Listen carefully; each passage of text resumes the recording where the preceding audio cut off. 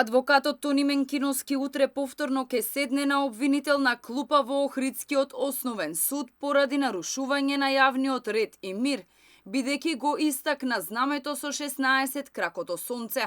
Од организацијата Сончева револуција велат дека ова е последица од Преспанскиот договор, со кој се забрануваат символи, кои се дел од идентитетскиот код на македонецот.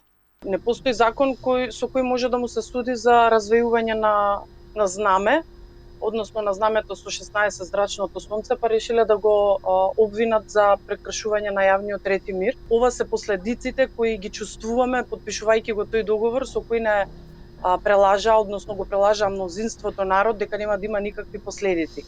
16 зрачното сонце е еден од символите кои ни се забрануваат токму заради тој договор.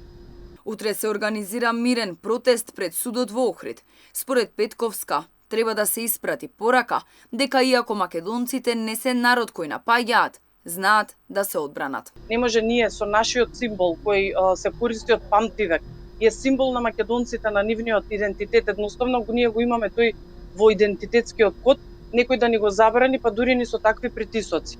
Како македонци, може би не сме народ кој прв напаѓа, меѓутоа знаеме да се одбраниме и нема да им попуштиме. Токму затоа и го организираме и овој настан, кој утре ќе биде за разлика од минатото судење.